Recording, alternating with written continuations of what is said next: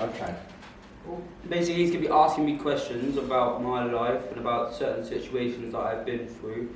So maybe you can learn a thing or two, or I don't know, take something from my experiences. Yeah, that's pretty much spot More. on. Yeah, it is right now. So yeah, you're absolutely right. We had a conversation last week in regards to a young person being engaged in some county lines activity. This is that young person. So what we're going to do is I have got some questions, and then what you can do at the end of the interview is ask Jack your own question. I was first introduced to Jack through an organisation called Bernardo's, Are You Safe, and Thames Valley Police. What they wanted me to do is, there was a group of young people from, we're not going to say their names, High Wycombe, Marlow, and Aylesbury, that the police wanted me to work with in regards to county lines activity. Now when I say county lines activity, who knows what county lines activity means? Drugs. Okay, go on. Where you go out to a different part of the country and you sell drugs. Yeah. And that's pretty much what this young person was engaged in. So, when did you start first smoking cannabis? I don't know, like 8, maybe up to like the age of 12. Something around that, when I first tried it, when I properly first started smoking it every single day. 13, 14. Okay, so your first experience was when you was 8 years of age. Alright, so like I said, this is an awareness exercise for the youngest person here to the oldest person, and also for the local authorities, for them to actually understand what it is that people like your age are actually experiencing and going through. Do you still smoke? Yes. Okay, right, so... Not as much as I used to though. Right. So I have learned, I have figured out that smoking every single day doesn't actually bring you any step closer to getting rid of depression, or if you ever are involved in certain things, you'll start to have a different outlook on life. So certain people involved in certain lifestyles will go to drugs to help them out, or go to alcohol. Some people go to cigarettes. Everybody has their kind of release, something that takes away a bit of stress. Yeah. And it works for a while. And eventually too much of anything will push on your buttons, it will hurt your brain, it will damage, and it will leave you with certain effects on your personality. Yeah. And it won't help you in a lot of good ways like it used to. Because I was with a 16-year-old yesterday, and this is what he said to me. He said to me, he drinks excessively to forget what he's been through. Is that something that you've experienced? No. Not in regards to the drinking, but yeah, like drugs. When you smoke a lot of weed or you do a lot of alcohol, eventually it does develop memory loss and will take away a lot of, I don't know, say pain. Yeah. So what was your upbringing like? I didn't meet my dad, never. Okay.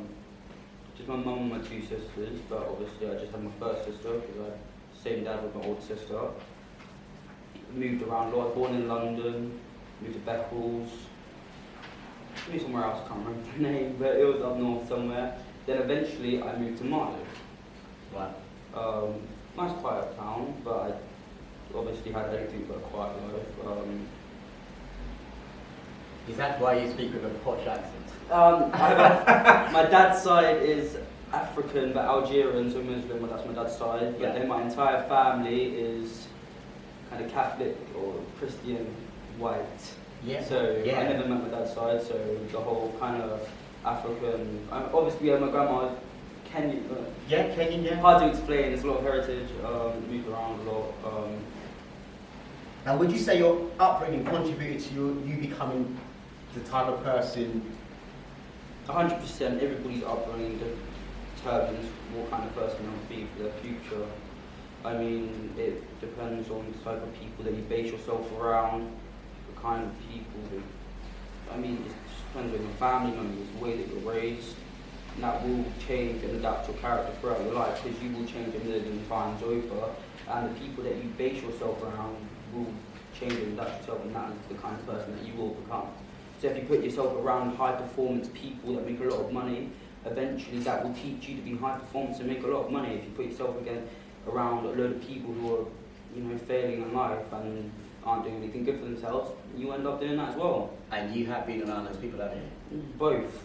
People that are doing well in life and are successful, and people who are doing the completely worst for themselves. And everybody has those good things about them which attracts you to them, which is why you make friends with people in the first place. But I don't know. So let's talk about some of your peers, some of your so-called mates. Let's talk about the experience where you had to, or you was encouraged or tricked into, I don't know if it was crack or cocaine or I wasn't tricked into, they stabbed me in the legs with knives and in the back. Like, they didn't just, so when you say people say stabbed in the back, you think, oh, they tricked you somehow. No, they literally got knives and stabbed me in the back, and they stabbed me in the knees with knives and forced me to crack. I still got a couple of scars, but... How did you get in that situation? They were forcing me to do stuff I don't want to do shit. How did you get in the yard? Oh no, I just walked in the yard, I was smoking weed. Oh, it's a Thought it was going to be, it was a little crack house.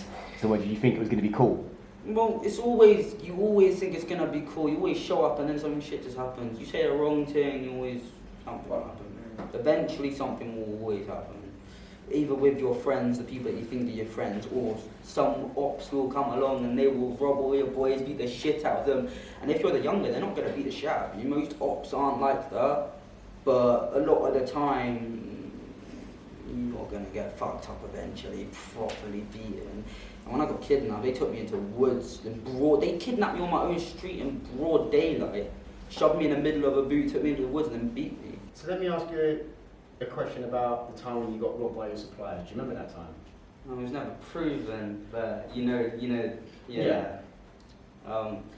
Well, a lot of people call lifestyle trapping, but people think, oh yeah, you're a trapper, it's cool. Nah, trapping, the literal word for it is because once you get into that lifestyle, you are literally trapped. Yeah. Like, the term trapped comes from when your dealer, the guy who sets you up with weed, a lot of the time they'll be like, yeah, here's an ounce. Take that for free. On your way home, the exact same day, imagine just random people just coming up to you and robbing you. But it's not the first time. It'll be, so you'll pick up a couple times, you'll be alright, they sell your weed, you come back, they make you feel chill. But obviously, after a couple times, you meet their boys and... So is that designed so you owe them? Yeah, again, that makes you owe them a debt. Obviously, you can't prove that they robbed you, so they'll make you just they'll make you do stuff. They'll make you, I don't know, carry knives, guns, drugs, whatever they want. Right. My friends would always tell me that we could make a lot of money, which we did. But the problem with when I say money comes and goes, we just spent it. Like, you're trying to impress people. It's gone. Please take money. If you got drugs in your house, that's a tax. You're caught drug dealing when it comes to the house and they take everything. Oh yeah, the police have raided my house a couple times. Like, put me on the floor, my little sister's been screaming, my mum's just like, what the hell's going on? I've just been dragged out my bed. They found ballies, knives and all those kind of things inside of my room, baggies, powder on the side of my desk.